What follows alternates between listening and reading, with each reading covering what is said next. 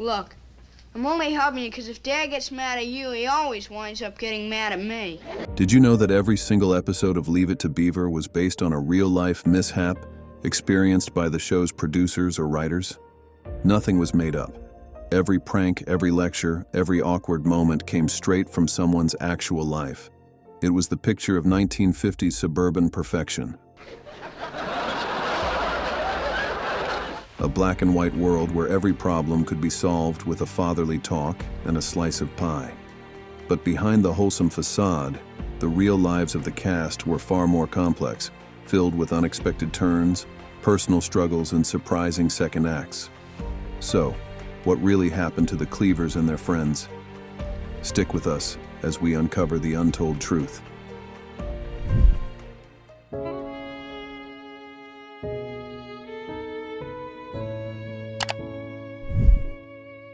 Jerry Mathers was the heart of the show, the wide-eyed, perpetually curious Theodore Beaver Cleaver. At just 7 years old, he famously showed up to his audition in his Cub Scout uniform, more concerned about missing his meeting than landing a role. That genuine boyish charm won over producers, and he became one of the most recognizable child stars in history. He was also the first child actor to ever receive a percentage of merchandising revenue, a groundbreaking deal at the time. When the show ended in 1963, it was because Mathers wanted to do something revolutionary for a TV star: go to high school. He largely left acting behind, serving in the Air Force Reserve and later working in banking and real estate. However, he couldn't escape the Beaver forever. In 1983, he reprised his role in the reunion movie Still the Beaver and the subsequent series, The New Leave It to Beaver.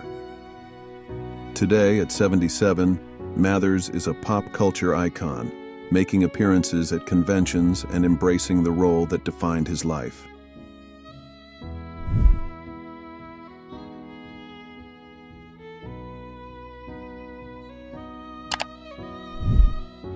As Wally Cleaver, Tony Dow was the all-American older brother, handsome, athletic, and responsible. He was the perfect foil to Beaver's naive antics. Interestingly, Dow wasn't even in the original unaired pilot. Another actor was cast, but he grew too quickly between filming and production. Dow stepped in and became a teen idol. After the show, he struggled to escape Wally's shadow, but he found a new passion behind the camera, becoming a respected television director for shows like Babylon 5 and Star Trek Deep Space Nine. He was also a talented sculptor, with his abstract bronze pieces shown in galleries. For years, he and Jerry Mathers remained close friends, even pitching a sequel series together long before it was finally made. Sadly, Tony Dow passed away on July 27, 2022, at the age of 77, after a battle with liver cancer, leaving behind a legacy as both a beloved actor and a gifted artist.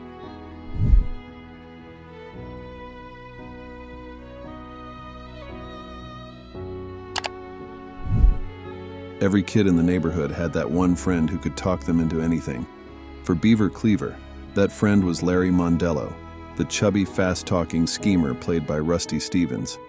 Larry was the kind of kid who always had a plan and never thought about the consequences. It was Larry who convinced Beaver to smoke Ward's prized collectible meerschaum pipe in the episode The Pipe. And it was Larry who talked him into breaking into Principal Cornelia Rayburn's office to find her legendary spanking machine in Price of Fame. Stevens appeared in nearly 70 episodes, making Larry one of the most recognizable supporting characters on the show. But after 1960, Larry Mondello simply vanished from the series without explanation. For years, fans wondered what happened. Barbara Billingsley eventually revealed the truth in an interview with the Television Academy. Stevens' mother was a nightmare on set. She constantly badgered producers, interfered with production, and made life miserable for the crew. Eventually, they had enough and quietly wrote Larry out of the show.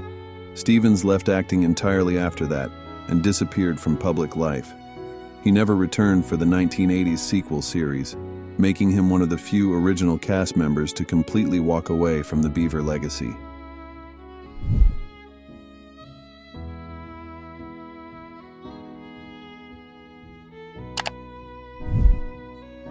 Barbara Billingsley was the quintessential 1950s TV mom June Cleaver.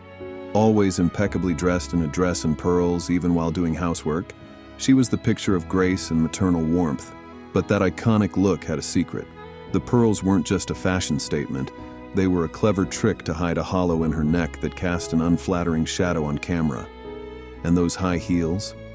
She started wearing them on set because her on-screen sons, Jerry Mathers and Tony Dow, kept growing and were about to tower over her.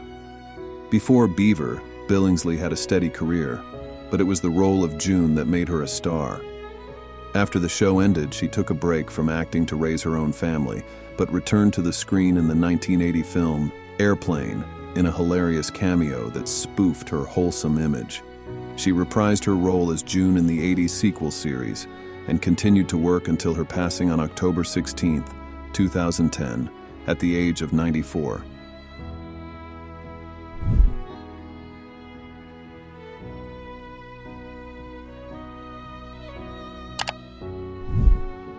As Ward Cleaver, Hugh Beaumont was the moral center of the show, the wise and patient father who always knew the right thing to say. But Beaumont was much more than just an actor. He was also an ordained Methodist minister and often spent his weekends preaching. His background gave his portrayal of Ward a genuine sense of authority and kindness. What many fans don't know is that Beaumont was also a talented writer and director, helming 23 episodes of Leave It to Beaver himself.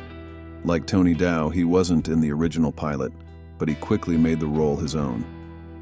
After the show, he continued acting for a few years before retiring in the early 1970s to become a Christmas tree farmer. He suffered a stroke in 1972, which partially paralyzed him, ending his acting career for good. Hugh Beaumont passed away from a heart attack on May 14, 1982, at the age of 73, just a year before the Cleaver family would return to television.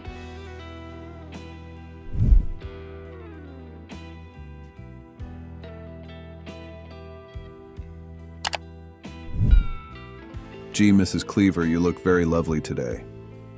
With those words, Ken Osmond created one of television's most iconic characters. Gee, Mrs. Cleaver, you even look pretty in an apron. The smarmy, troublemaking Eddie Haskell. He was the two-faced friend who was sickeningly polite to adults and a manipulative schemer to his peers. Haskell was only supposed to be a one-off character in a single episode, but Osmond's performance was so brilliantly obnoxious that producers made him a regular.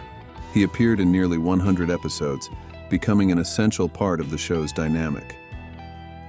After Beaver, Osmond found himself typecast and unable to find other roles. So, he made a surprising career change. He joined the Los Angeles Police Department. In 1980, he was shot 3 times in the line of duty during a foot chase, but he was saved by his bulletproof vest. He eventually returned to acting to reprise his role as the adult Eddie in the new Leave It to Beaver. Ken Osmond passed away on May 18, 2020, at the age of 76.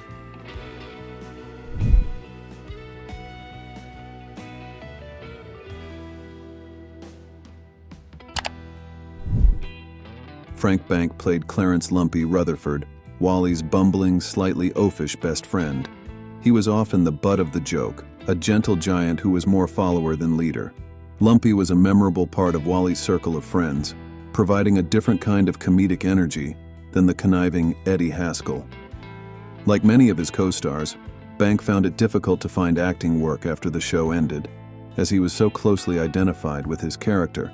He made a few guest appearances on other shows, but ultimately decided to leave Hollywood behind for a more stable career. He became a successful investment broker, handling finances for many of his former co-stars, including Jerry Mathers and Barbara Billingsley. He did, however, return to play Lumpy one last time in the new Leave It to Beaver. Frank Bank passed away on April 13, 2013, just one day after his 71st birthday from cancer.